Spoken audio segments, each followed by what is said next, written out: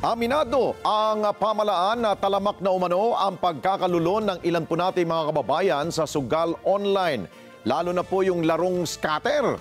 Pero wala namang plano si Pangulong Marcos Jr. na ipatigil ang sugal na scatter na yan tulad ng ginawa niya sa Pogo sa Pilipinas. Dahilan, para masira ang buhay at pamilya ng mga nauhumaling dito. Samantala, alamin natin kung anong solusyon ng Pangulo at ng gobyerno sa report ni Eden Santos.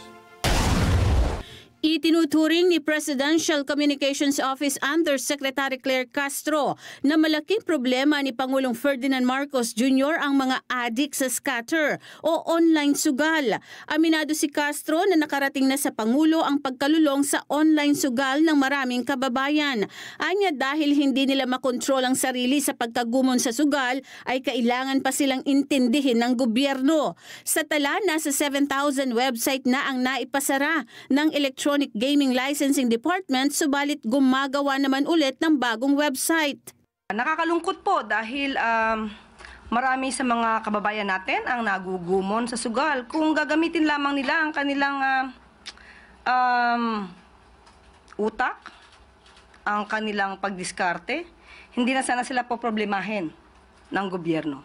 Isang dating nagsusugal sa online ang nakausap ng Net25 News ang pabor na ipaban din ng Pangulong Marcos ang scatter. Kwento ni June, hindi tunay na pangalan, marami siyang mga kaibigan at kakilala ang lulong na sa scatter. Anya, madali kasing ma-access ang app sa cellphone kaya kahit mga estudyante ay kayang maglaro nito. Marami kasi minsan nalululong talaga sa ganun sugal eh. Naengganyo si June na maglaro ng scatter dahil sa laki ng panalo. Pero nang ikumpara niya ang kanyang cash-in ay mas malaki pa rin ito kaysa panalo niya. Mabuti na lang anya ay tumigil na siya at hindi tuluyang nalulong sa online sugal. Tingin mo tama? Okay Oo naman. ma'am, mas okay yun ma'am yung ganun. Na pwede mo siyang ipaban. Kasi ma'am, para kung sakaling ano ma'am, kasi yung tao minsan pag nalulong ka na ma'am, minsan